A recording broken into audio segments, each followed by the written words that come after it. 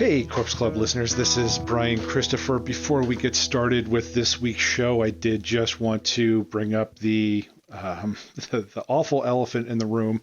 There's been yet another shooting in the United States, this time in an elementary school in Uvalde, Texas. I know a lot of people are listening in to our show usually to kind of escape and get away from the stuff that's going on, and we'd love to do the same, but reality kind of keeps showing us that we can't just bury our head in the sand with this stuff. There's a lot of stuff that needs to happen. Some kind of gun control, something to make it a little less easy to keep doing these things so we don't have to keep starting our shows or discussing these things on our shows. I mean, it would be great to not have to talk about these, but for those who are looking for a way to donate to those directly affected, there is a GoFundMe that has consolidated all of the verified fundraisers. We will put the link to it in our show notes. So if you want to support, please feel free to do so.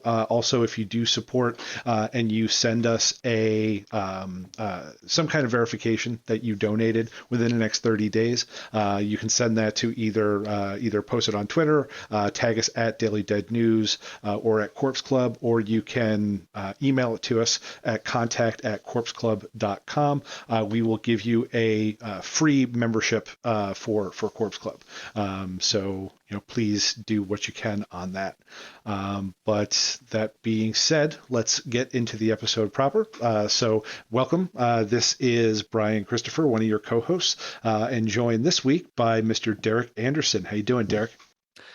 Doing as well as I can, Brian. Thanks for having me on what's sure to be a very delectable episode. Yes. Yeah.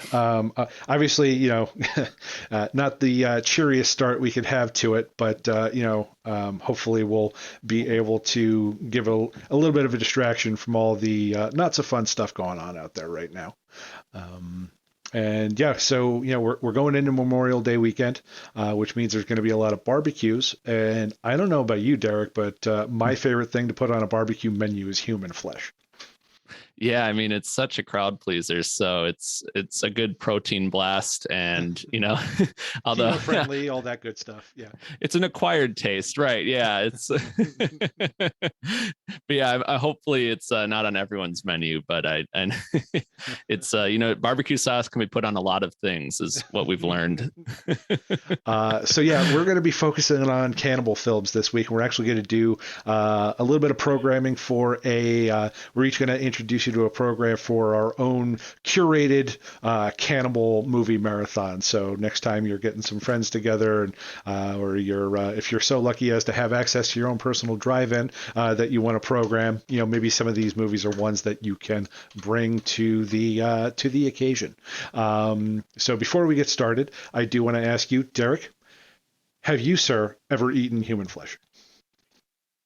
All right, you're putting me on the spot, and I feel kind of silly since I was just talking about it, but no, I have not. I have not I have not gone full Sawyer family yet. And I say yet though, so we're leaving it open. Yeah, you just never know. Like under the right circumstances, I think, any one of us could look at a thigh and just be like, maybe I give it just a little nibble. or we could end up like that guy in the Stephen King short story where you get stranded on an island, you have nothing to eat, and then your own body starts to look rather appetizing. So I mean, you never know. Auto cannibalism isn't a bad idea. I mean, the more you eat, the less there will be of you that will need energy. So it's, you can eat less and less each time. It's pretty sustainable. Yes. I think it's a way to go. I think that was like an SAT math question too. Yeah. Now that I think about it. Yeah. If you eat your body at this rate per day, and you're burning this fewer calories each time, like by day 10, will you still have a torso? I think that was on one of my SAT questions. Man, that just got so dark, you know. Whoever took over that program really just started to get creative with those questions. Yeah, a little morbid in the SAT arena, but hey, they're keeping people's attention. They're not doing those boring, these algebra or calculus. Like, let's talk about some cannibalism, man. All right, so why don't we go ahead and get started? We'll each give our first movie. So, Derek, why don't you kick us off? All right. So for this special movie marathon at what I'm going to call Derek's Delectable Drive-In, where everyone, instead of getting a bag of popcorn, everyone gets their own smoker when they come in, and they're encouraged to make their own treats while they watch the films. That's going to be a lot of, hopefully everyone can see the screen through the smoke now that I think about it. But as long as, you get a good spot, you should be okay. But now, will people be bringing in, like, the stuff they bring in will already be like stripped and dressed, or will it be like people will be able to like prep the entrees there, as it were? I think, I'm going to have like a tiered system where you get like the VIP tickets and you get like a meat hook, you get your own little area, your own workshop.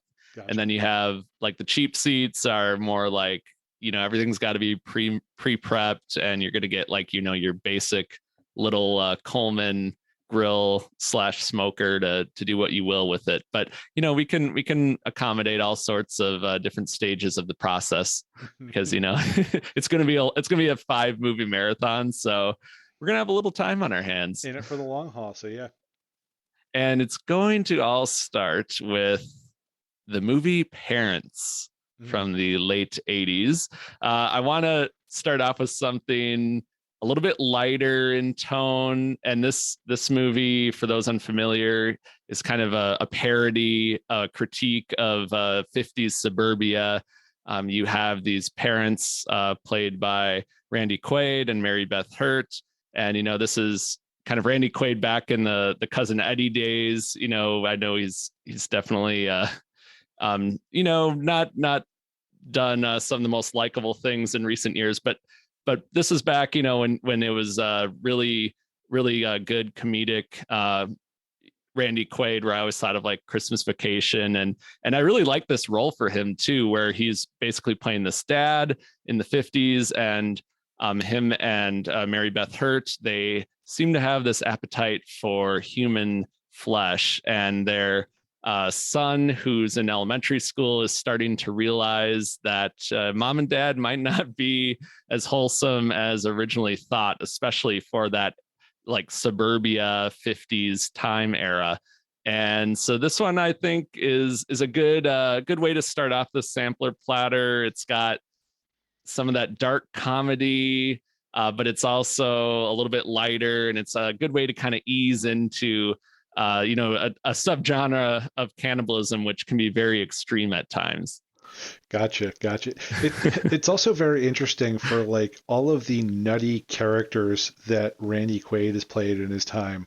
In Parents, even like mainstream things like Independence Day, the Richard Pryor movie Moving, where he plays like a PTSD suffering war vet or something like that. Like, who would have thought that like the nuttiest performance is just him in real life?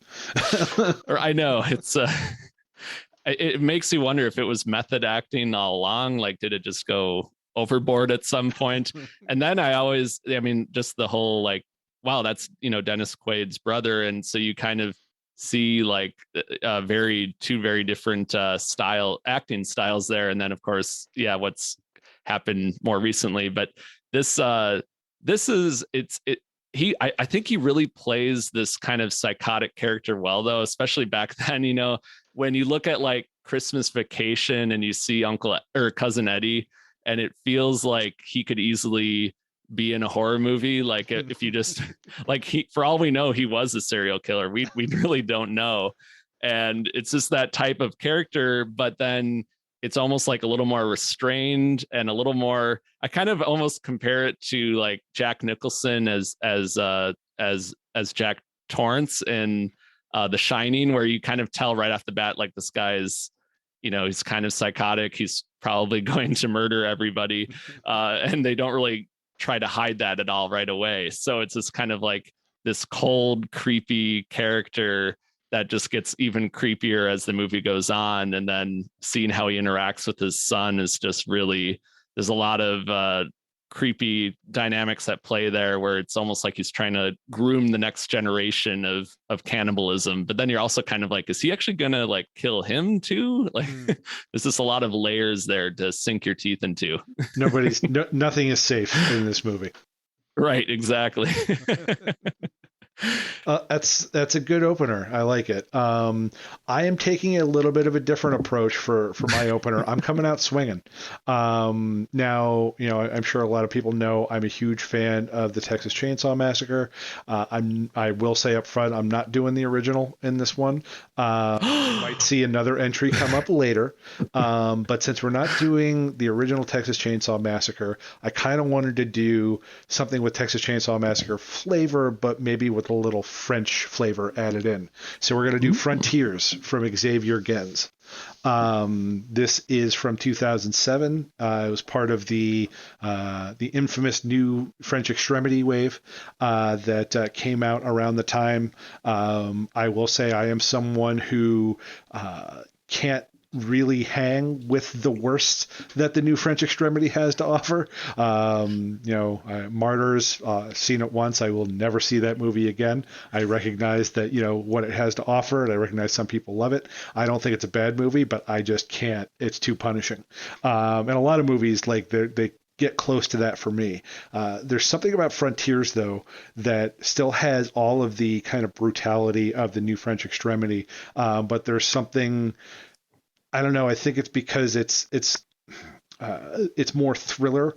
They do take some pages from Texas Chainsaw, where you just like, they really get your heart pumping, before they try and rip it out of your chest. For those who aren't familiar, there's kind of a lot going on, because it takes place in a France that is kind of on the brink. A far right candidate has reached like the second round of elections for the French presidency. There's riots in Paris, and this young group of the street gang made up of Muslim Arab youths are trying to flee the city, and they try and kind of finance that by doing a robbery, but one of them gets shot. They wind up kind of out in the country, and as you all know, if you wind up too far out in the country in a horror movie, bad things happen, and they wind up kind of in this very what is it, Nazi adjacent, or just full-blown Nazi slash nice dash of incest, and of course a big old heaping helping of cannibalism in the family that they wind up with. And it's them trying to just get through like this house of horrors. It's like I said, it's kind of the French version of the Texas Chainsaw Massacre. But it still has, whereas the Texas Chainsaw Massacre, is infamous or known for people thinking it's a very gory movie, when in reality it lets a lot of that to the imagination. There's not much imagination needed for the bloodletting in this movie. There is some, they get all up close and personal with the wet stuff in this one. But yeah, it's going to be one where, it's coming out with a bang. People who are here, if you get through this one, I think the rest will be something that will this will be probably the most intense one of the group, which is interesting considering it's going to be a cannibal series. But if you can get through this one, you should be okay for the rest. This is such a bold move, because like usually, we're taking two very different approaches here. And you think of like, if you're going to a drive-in, it's still kind of light out during that first movie. It's like twilight. And you would like go the other direction and get like more intense as the night goes on. But you're like, you're going to have cars that are leaving the parking lot. The people that are just like, maybe this marathon isn't quite for me. Like, maybe we shouldn't have brought the kids and grandma. Look, man, if you're bringing a group of kids to a cannibal film festival, then that's on you. Well, I'm sure the the more the yeah, who knows, maybe the other drive-in marathon was sold out and they had to come to this one, but the Lawrence brothers movie marathon down the road was all sold out. But Xavier Gens, he's really, like you said, he kind of has that reputation for really pushing the envelope with his movies. I remember seeing The Divide at a midnight screening when that first came out about 10 years ago, and with Michael Biehn. And it was like, really, wow, all these strangers in a in like a bunker, and everything that could go wrong does. But like, he really does not hold back. So but I like that you're including like the kind of that French extremity in there, because I think if you're going to talk about cannibalism, that's certainly a part of the world where it's good to pay some recognition to that. And they, because they always do push the boundaries. So I applaud you for going first with this and just saying, deal with it. throwing hands out the gate. But yeah, what do you have up next? Well, funny you should mention Texas Chainsaw Massacre, because that is my second pick. But in a twist, even though as much as I love Tobe Hooper's Texas Chainsaw Massacre, I am going with the 2003 remake directed by Marcus Nispel. A bold choice in and of itself. Which, now that I think about it, if people come there expecting the original, and then they see that we're playing the remake, they might be leaving in their cars. But I really enjoy this movie, and I don't know if it would be as dark as Frontiers, but I feel like it really goes there as well. And it's a very dark reimagining of an already very disturbing movie. But whereas, the original, like you mentioned, has this reputation for being gorier than it actually is, I feel like Marcus Nispel and company just said, yeah, let's really show more. Let's, that early 2000s kind of edgy horror remake era that it came out in, very much a product of its own time. Just that whole era where we were starting to see these 80s franchises reimagined in a darker lens. I think it's worth a revisit. I know, like, I think a lot of people, the reaction is to kind of groan when you hear about some of those remakes from that era. But I feel like this one is, if you're going to watch any of them, I feel like this one holds up really well, just because there's so much creativeness with the camera work. It's a very well-made movie technically. And I think, even though you kind of have to just separate it and say this is its own thing, obviously you're never going to beat the original. But I really appreciate a lot about this movie. I think there's some great performances. A lot of people from this cast are, still acting today, and they went on to have really good careers. And it's just downright like scary. And I kind of have a special place in my heart for it, because it was that movie in like back in middle school where you would talk about it and be like, oh, have you seen this one yet? Or like, maybe someone knew someone who had seen it. So I feel like this will be a good one to play. And I guess, as this movie number 2, maybe throw people off a little bit.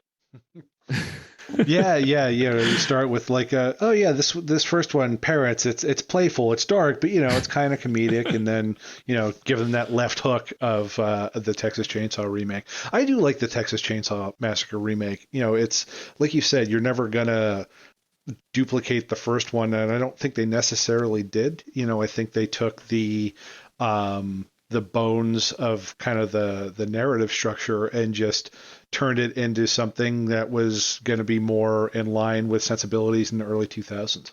I think this was actually the first of like the big 4 that got remade, right? It was because Texas Chainsaw Massacre, and then I think next would have been Rob Zombie's Halloween. Halloween. Yeah. Yep. And then was it Nightmare on Elm Street or was it Friday the 13th that came first? I believe Friday the 13th in '09 and Okay. Nightmare in 10. Yeah.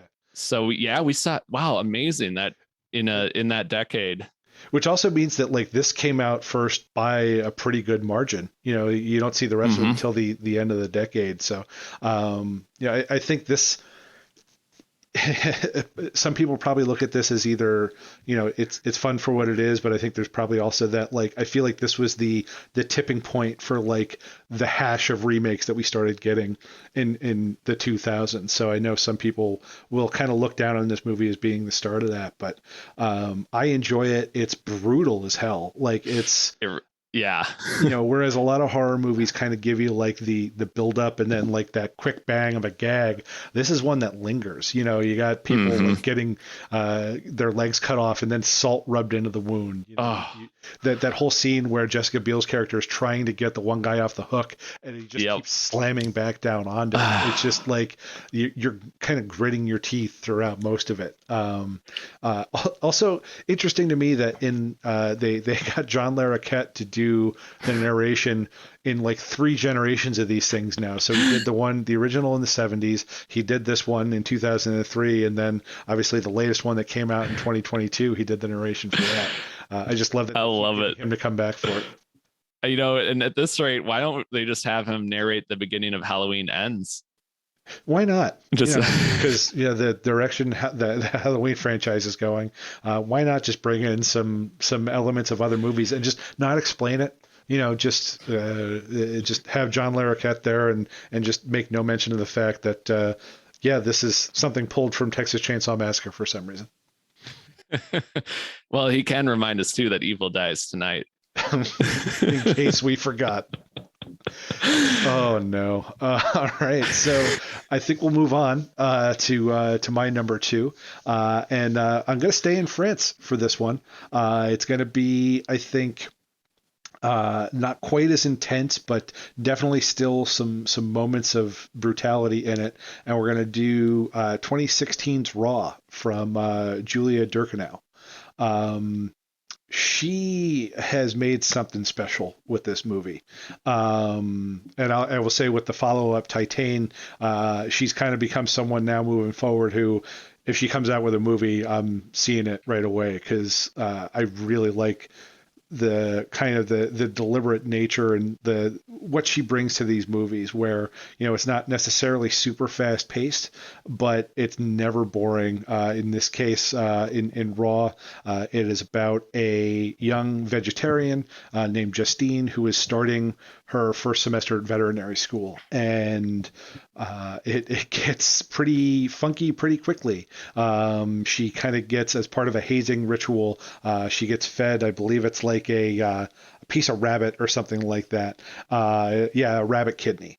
And after she eats that, it starts to bring out some urges in her and some cravings for not just meat, but meat that comes from her fellow students.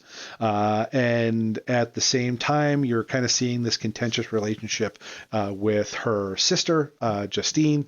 I'm sorry, Alexia. She's Justine. Alexia is her older sister. And this is, you know, it's obviously one of those movies where, you know, the cannibalism is a stand-in for kind of a lot of, I think, different things, coming of age, coming to terms with kind of your sexual urges and your sexual impulses. But it's a movie that can be kind of enjoyed on multiple levels because it is just, it's very well acted. You know, both of the leads in this are very good.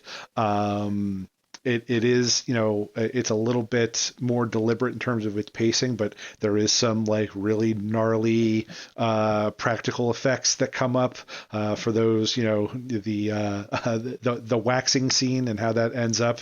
We all know that can get pretty gnarly as well. And there is also that kind of that, you know, this is well past the new French extremity, but there's that idea of the effects in the movie and the gore in the movie isn't played for like a sensational gag.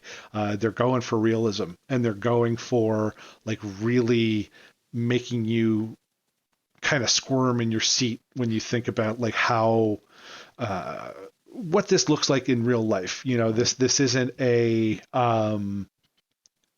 sensational movie. Some of the ones I think we're going to talk about a little bit later, really go over the top with the cannibalism. But here, part of why it's so brutal is because it's more grounded and down to earth. And yeah, this was a fantastic movie. And I think it'll be. People might be, I think people are either going to love this this marathon, or they're going to be like, "What the hell is this guy doing?" Yeah, you're really gonna put them through the paces early on, but you're like, you're not hiding what this is. You're like, this is what you signed up for. Like, take it or leave it. And that's what this is all about too, is showcasing, movies that about cannibalism that people might not think about right away, because there's some of the more obvious ones, of course, but this is another one where it might kind of sneak up on people and totally introduce them to a filmmaker who I think is probably one of the most interesting working today, just based on the body of work that they've done in recent years. But this is a cool one too, because I remember when Raw came out, and it was kind of like trying to figure out like, what is the movie about? Like, is it going to have like, is it going to be something supernatural or werewolves, or what's like, there was kind of this aura of mystery about it before it came out, or when it was on the festival circuit. And so I remember it just having kind of a fun time just covering it on Daily Dead, like from a news perspective, just because it seems so different than anything else that was coming out at the time. And as we've seen, that body of work is definitely staying unique with each additional film. So I like that you're and from Frontiers, which seems a lot more fast paced and intense, this will be a little more of a slow burn, cooking that human flesh on low for a little bit on the stovetop. Yeah. Maybe give people a chance to catch their breath, even though it is still very excruciating at times. So I like the realism and the kind of ebb and flow of the pacing that you're setting up here. Yeah. Yeah. Also interested, you mentioned that we're doing ones that seem a little less obvious. One spoiler alert for both of our lists: you're not going to see any of the films that have like cannibal in the title in either of ours. So like Cannibal Holocaust, Cannibal Ferox, Cannibal, or like the Green Inferno, a more recent one from Eli Roth. I'll say from a personal level, those are just ones that I have never been interested in for a multitude of reasons. So I don't know, if we do this again, maybe we'll get someone on board that has an interest in those. But yeah, those are, I haven't even seen any of those, just because I am not interested in those in the least. Yeah, it's I thought about putting something from those, but as I was kind of thinking about it, I was like, I kind of want to do something different, something like put the spotlight on some other movies, because those were the first movies that came to mind, and I think for a lot of people they are. But yeah, it's not especially some of the earlier ones, the notoriety with them and everything. I think it's not always been on the top of my to watch list, just as like not a feel good movie. So I was like trying to figure out and it's almost kind of creative too, right? When you're looking at these and you're like, how can I keep viewers on their toes? Like, what would they expect versus what I give them? So I think we're playing with some expectations a little bit, which indeed might get some people out the door, but it might get some people in the door too. Whatever, they already paid for their ticket. Right. Well, why don't you give us movie number 3? All right. Well, we're talking about Raw and just kind of the realism of the approach to cannibalism, and I'm going to do a complete 180 and just say meat's meat and man's got to eat. Because my third movie is none other than Motel Hell.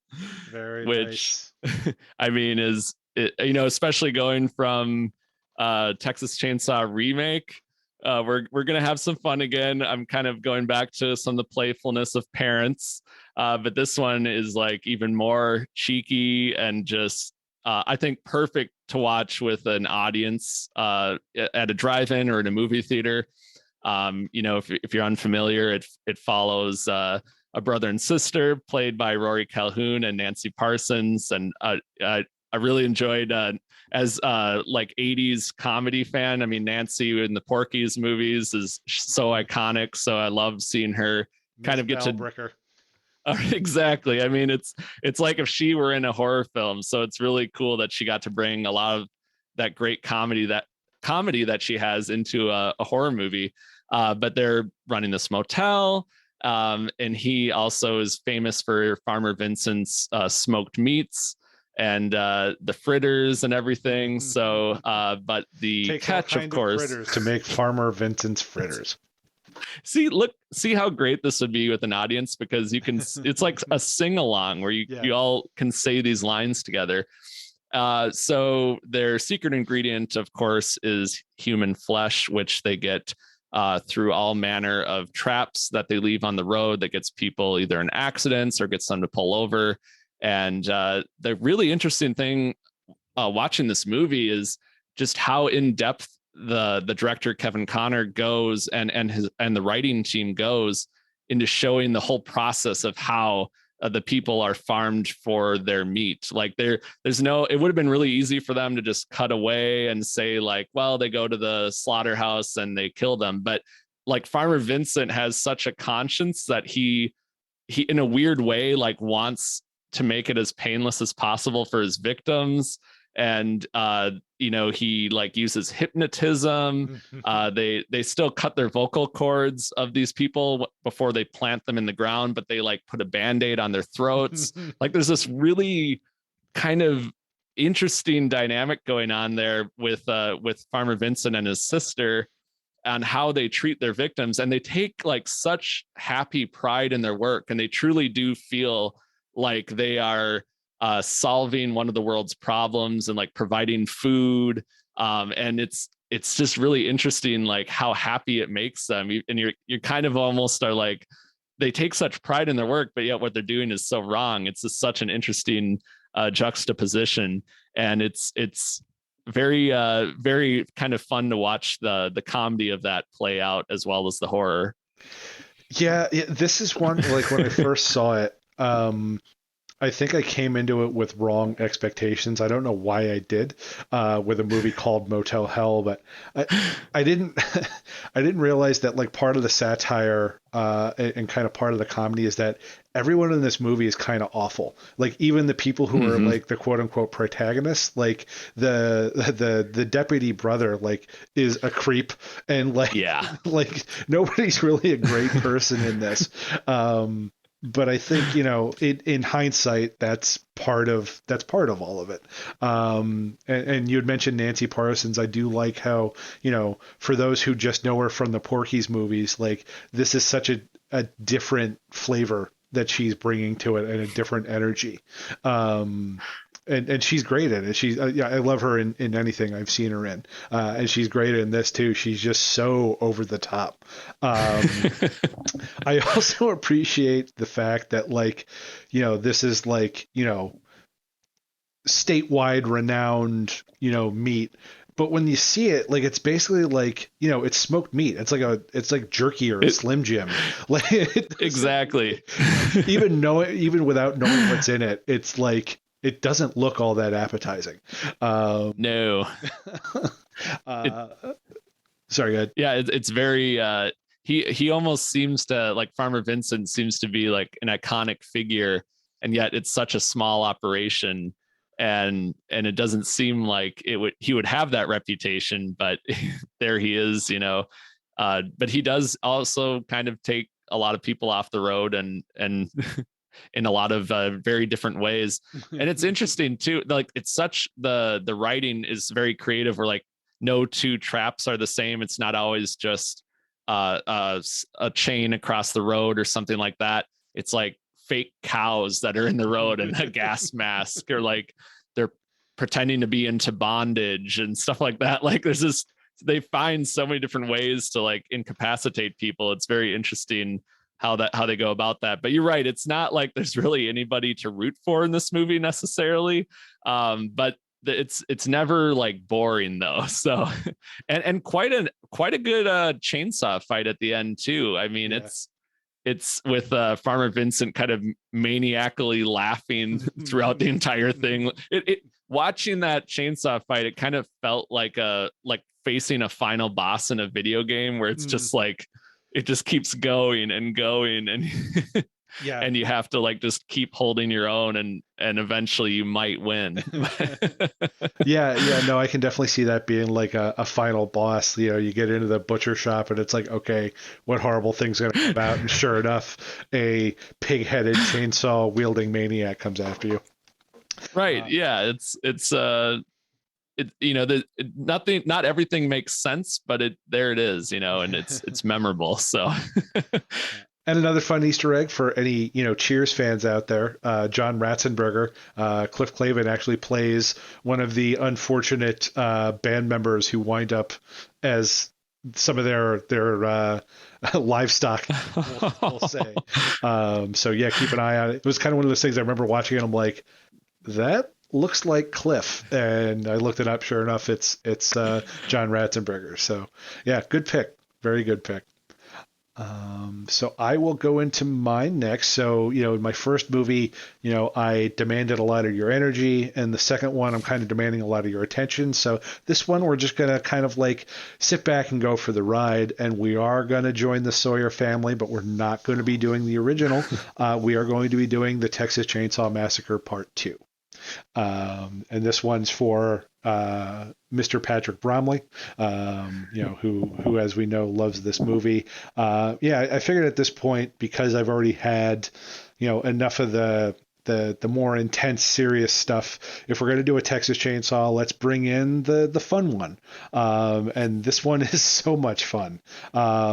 Still has that Tobe Hooper dark streak. This one is, it is explicitly gory, where his first one was implicitly gory. That opening scene with the two kind of frat idiots, and seeing the one just get like the top third of his skull shaved off, like while like you hear like the rock music and everything playing in the background.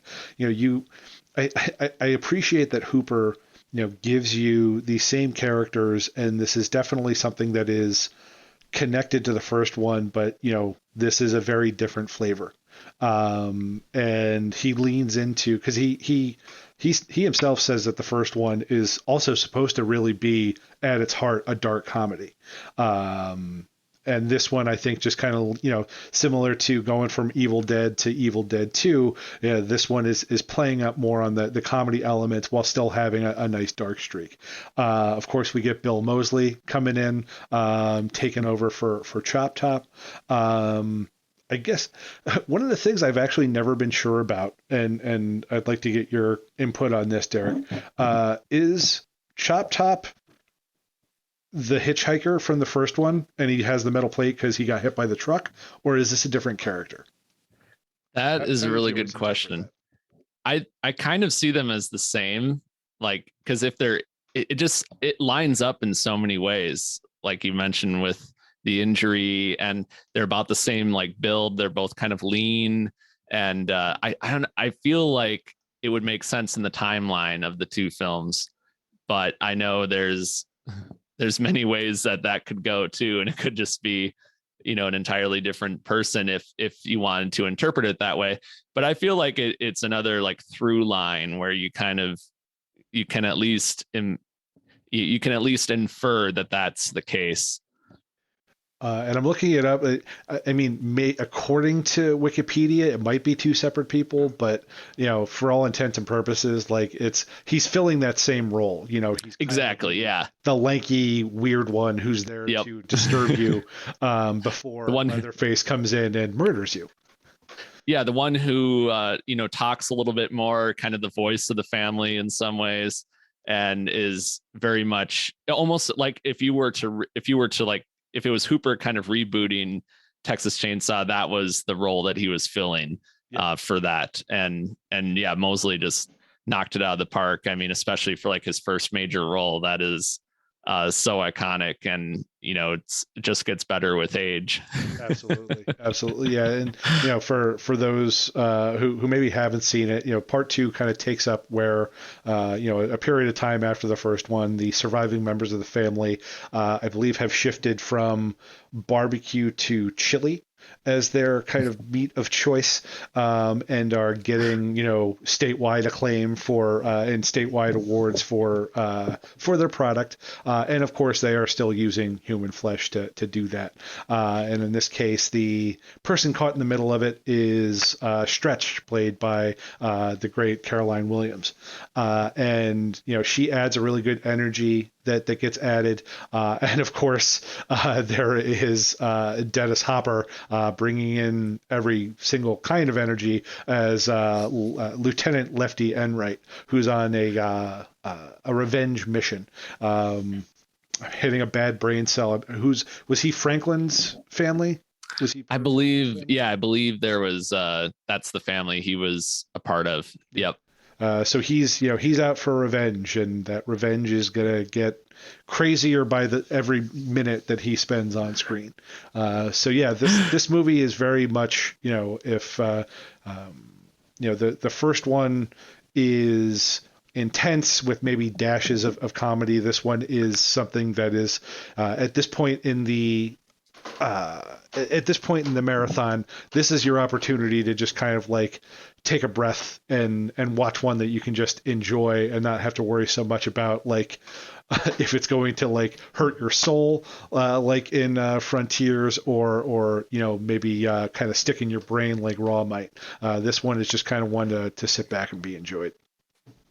Yeah, and I feel like this is, out of all the Chainsaw movies, this might be the most fun to watch with an audience, because it has, I think, arguably the most fun with the concept, and it's Hooper really doubling down on some things from the first one. And I feel like it's a real crowd pleaser. I know the first one, of course, is amazing, but it's also like it can get, that last half. It like really fries your nerves too. So based on where this lands in your movie marathon, I think it's a much needed reprieve to kind of laugh a little bit, in addition to seeing some cannibalism unfold on screen.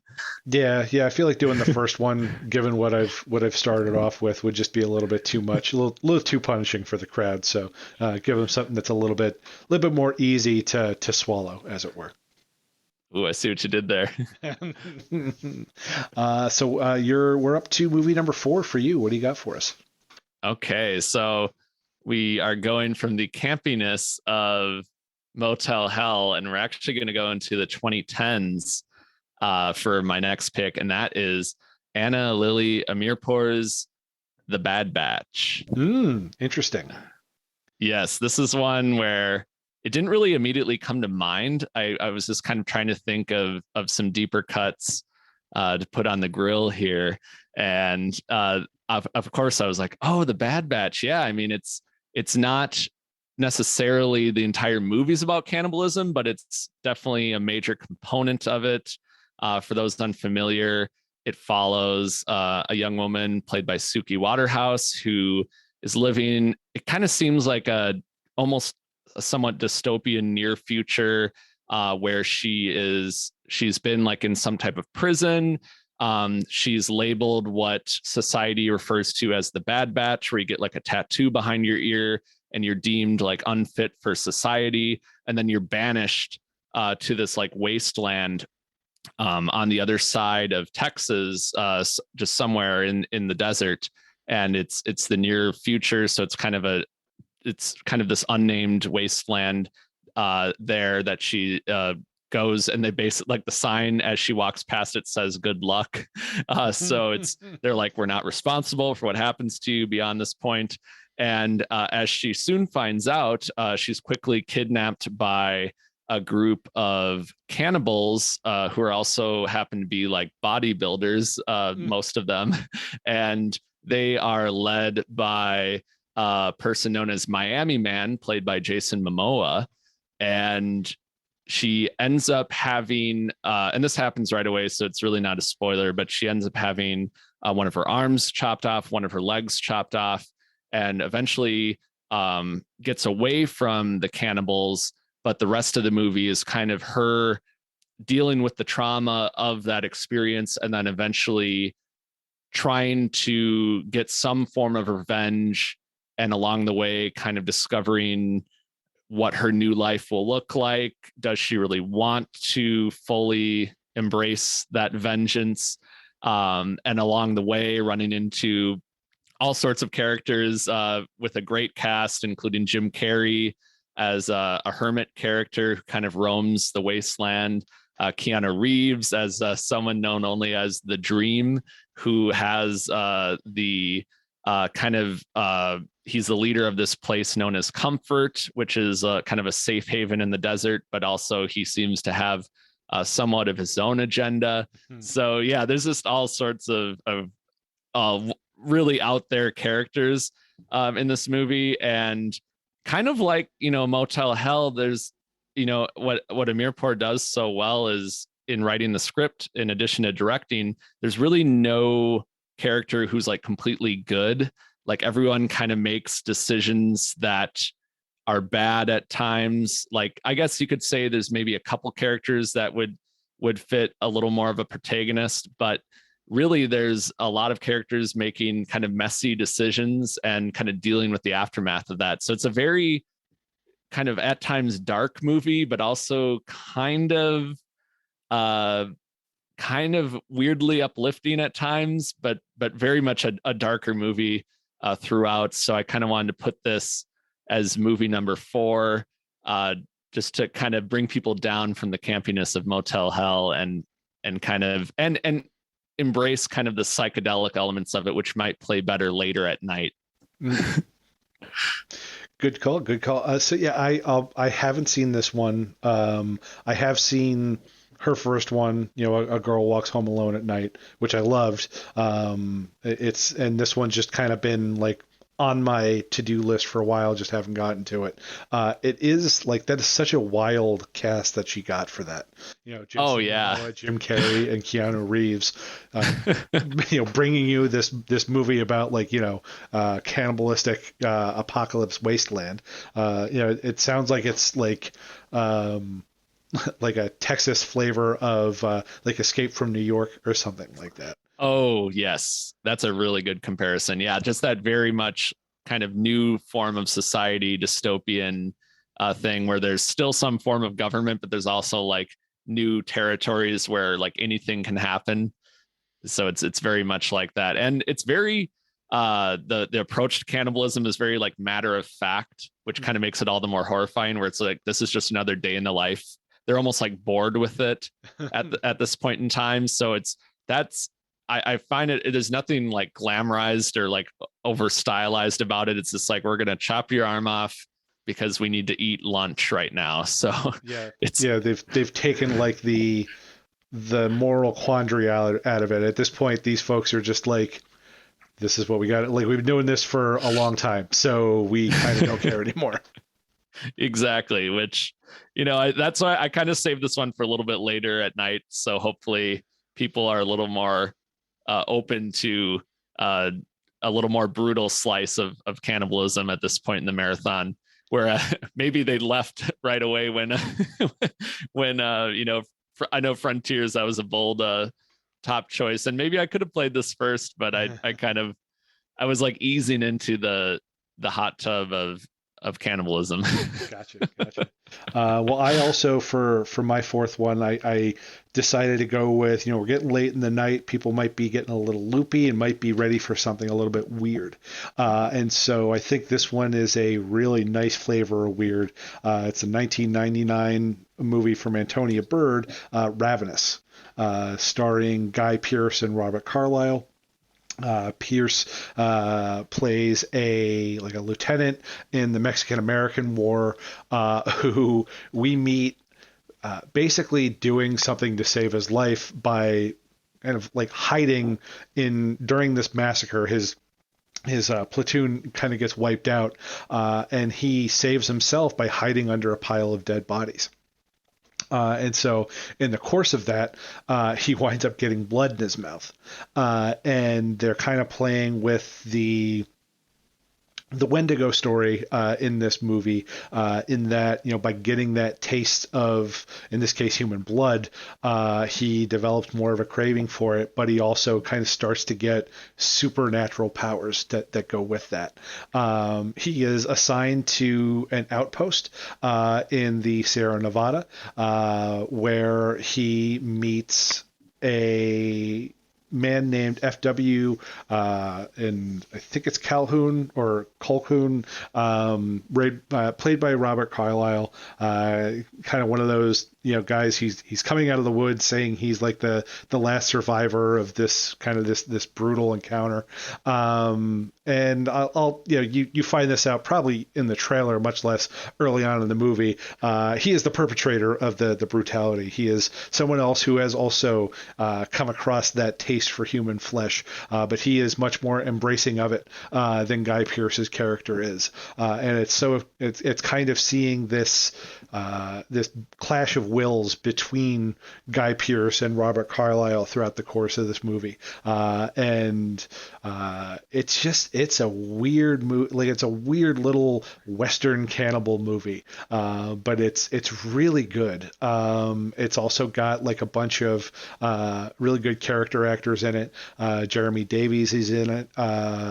John Spencer, Neil McDonough. You even get a small part from David Arquette in it. Jeffrey Jones. We won't talk about him. He's fine in it, but as a human being, not so much.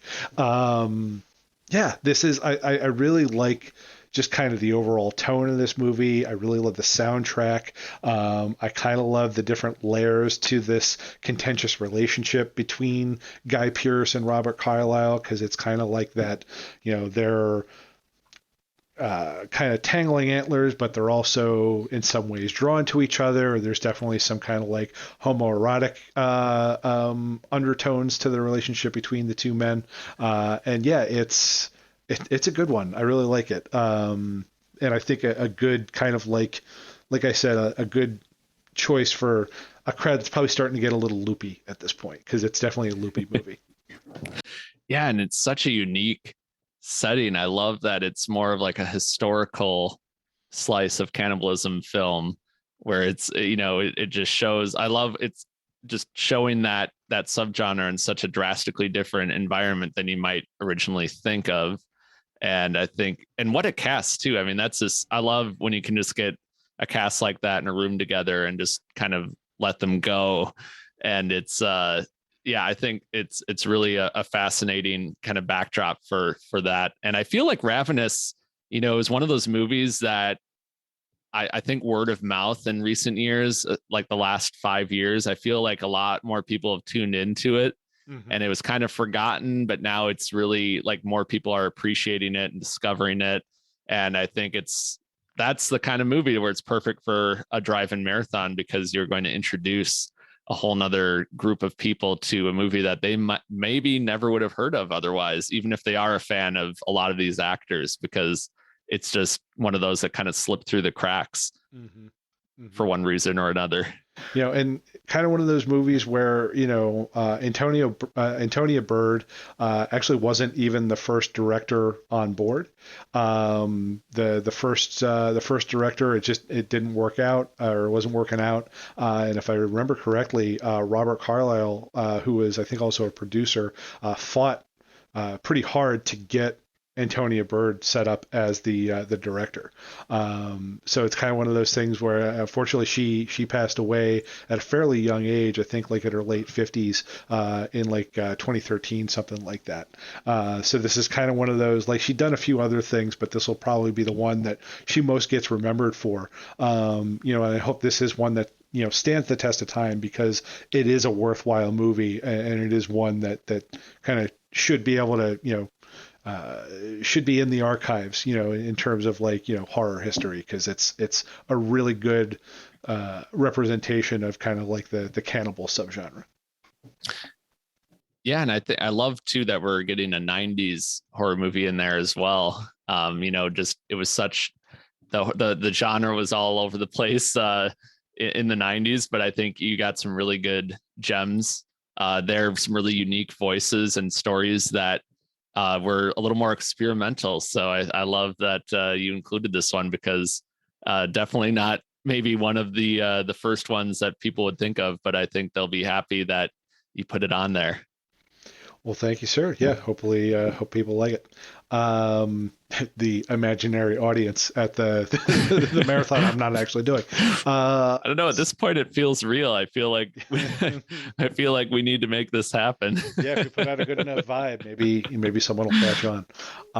But we're at our finale, so we're at movie Oh, number 5. What do you got for us, wow. Derek? Okay, I can't believe the time has already come here, but it's movie number 5. It's, we're well past midnight at this point. People that have stuck around, I feel like they need to be rewarded with something that I feel is kind of a can't miss good time at the movies, if you can stomach it. And pun fully intended. And that's why I'm going with Joe Lynch's Wrong Turn 2 Dead End. And I was thinking about where this kind of falls. Obviously there's the first Wrong Turn, but I this is kind of like the Aliens of the Wrong Turn franchise, where does it help to watch the first Wrong Turn? Yes. And I also enjoy the first one, but you do not have to have seen it to just enjoy what it does. And it's much more of a fast paced type of horror movie than the first one. A lot more in your face, very over the top, but in the best possible way. And it's also very much kind of tapping into the reality shows of the 2000s that were on the rise at the time. If you're not familiar with the movie, it kind of follows these contestants on a survival reality game show called The Apocalypse Ultimate Survivalist, which is hosted by none other than Henry Rollins as a U.S. Marine, Colonel Dale Murphy. So it's like Henry Rollins as, leaning into that badass version of himself to and just cranking it up to 11. But so they're competing on the show. They're out in the woods in West Virginia, and they stumble upon the cannibal family that we met in the first movie. And we kind of get to know some more members of the family this time. There's these, they like, one is referred to as Three Finger. There's one known as Pa. We have Ma. So it's kind of like fleshing out these characters a little bit more, like in how Chainsaw Massacre 2, we kind of see a little bit more of a more family picture. And I think we get to know people a little bit more in this one. But it's just so much fun. It's very 2000s gory, but if you know Joe Lynch, he likes to have a good time with his horror. He's got a lot of comedy sensibilities, and the movie never takes itself too seriously, and yet you've got really high stakes where you kind of feel for these characters. And at the same time, Henry Rollins, who kind of gets separated from the group, at some point in the movie, he just turns into Rambo and goes on like a total revenge quest against these cannibals. And every fight ends with like an epic one-liner that he says as he like walks away. It's just it almost feels like he's in a different movie, but it was like intentional. So I would highly recommend anybody who, even if you haven't seen any of the Wrong Turn movies, this is a good entry point. And that's why I had to take the opportunity to include it as the closing movie of my movie marathon. Very nice pick. I'll be honest, I haven't seen any of the Wrong Turns. But I think if I like, this does sound like it would be the good entry point. I've heard a lot of people say this is their favorite one, like they prefer this to the first one. Mm-hmm. And I'll give anything a chance that Henry Rollins is in, because he usually does a thing where it's like he's in a slightly different movie than the rest of everybody else. And whatever movie he's in is about like 10 times more intense than the movie, which is interesting to consider for a movie that features cannibals, that, he's probably bringing a higher level of intensity to that movie than the cannibals are. Yeah, they the cool point in the movie is because the cannibals are shown as, obviously they're very like vicious, and they have the upper hand, and then at some point in the movie, the audience and the cannibals kind of realize at the same time that Henry Rollins is the the most violent person in this movie, and that he is actually the one that everyone else should fear. And that's when it's like, oh, this is amazing. Like if if Jason Voorhees sort of like run into him and he'd be like, oh crap, like it just totally turns the tables Not Henry on Rollins. the cannibals. Where it's like you just do not expect that. And there's actually a couple of really big left turns in the movie where I honestly did not see it coming. And I think they just had a lot of, you can tell they just had a lot of fun making this movie. And I feel like it was kind of under the radar when it first came out, but it's really grown a cult following on DVD, and I think people have been streamed it in recent years. So this is something where it's not quite as campy as Motel Hell, but it's just kind of a fun cannibal movie to end on as you're wiping the barbecue sauce from your lips and patting your full stomach. Very nice way to close it out. I have what I think people are going to think is an odd choice for my finale, but I will say I'm doing it in the hopes that a very specific scenario comes to fruition.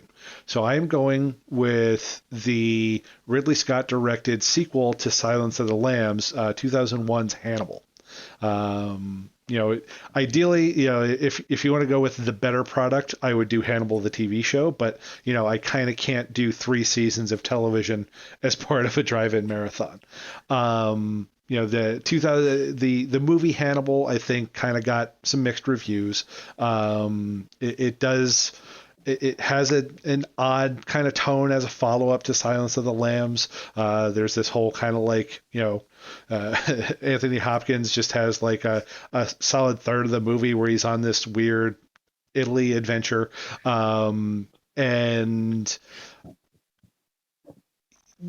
have Clarice Starling being recast with Jodie Foster stepping down and Julianne Moore coming in instead and taking over.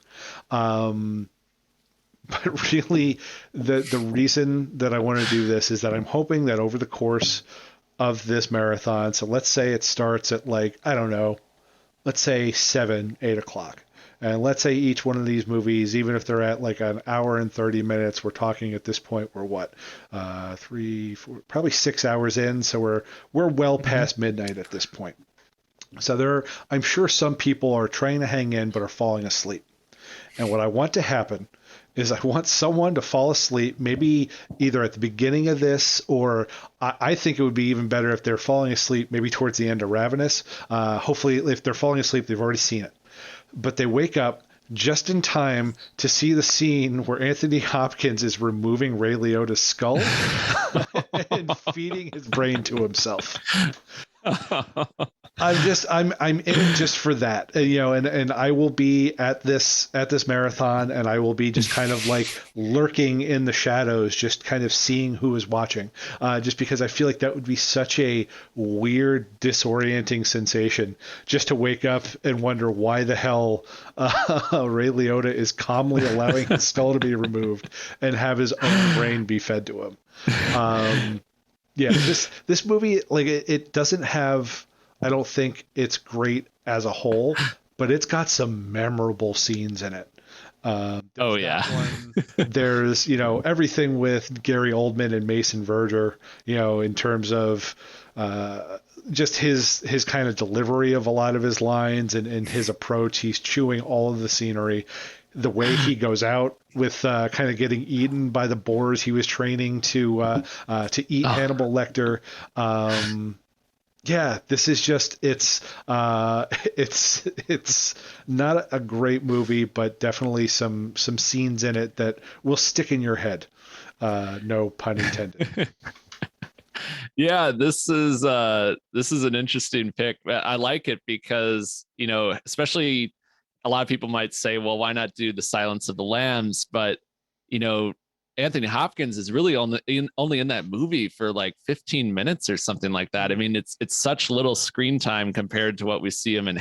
Like Hannibal, I think, is more what people expected as far as like seeing more of Lecter, and you really like Hopkins really gets to soak up his scenes in this one, and we get a lot more time with him, and Julianne Moore's character as Starling.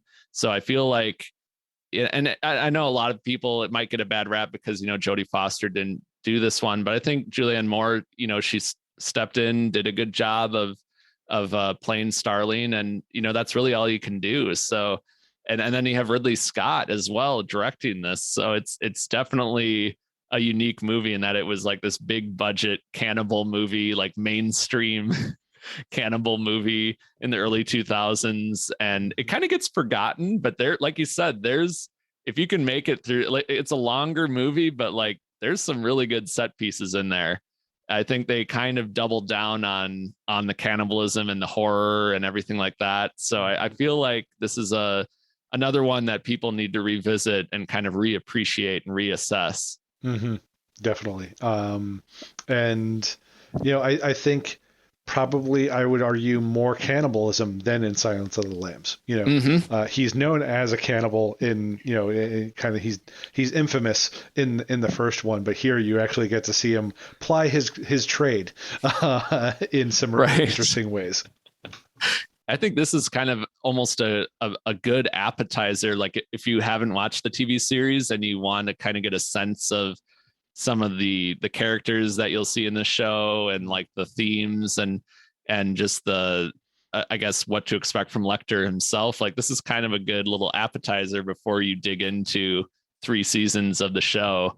And so maybe maybe it can be a good palate adjuster before going into that. I was going to say cleanser, but it's really not a cleanser. You don't so feel clean coming out of that. No. But definitely, like, even if you don't see Hannibal the film, please 100% watch Hannibal the TV show, because it's something special. Absolutely. And you can serve Krendler cake as a dessert at your screening. I'll make sure to get that on the menu. All right, well, that wraps up our cannibal theme marathon. I hope everybody has a good Memorial Day weekend. I just want to thank Bryan, our engineer, for helping us out each and every episode. As always, we want to thank you, our listeners, including those of us who have signed up to become a Corpse Club member. Make sure to visit corpseclub.com, check out our latest episode. You can also sign up to become a member, which will get you, all kinds of, Corpse Club goodies, t-shirts, membership cards, and access to bonus episodes. We finally started dipping our toe back into doing bonus episodes again. Our latest one, I believe, is our dive through the halls of Tubi. So definitely check those out. Don't forget to rate and review us on Apple Podcasts. Every rating and review helps us out. You can also find us on Google Play, SoundCloud, and all of your favorite podcast providers. If you want to get in touch with us, you can reach us anytime at contact@corpseclub.com, or on Twitter at Daily Dead News or at Corpse Club, and on Instagram and Facebook under Corpse Club. Thanks again for listening, everybody, and until next time, stay scary.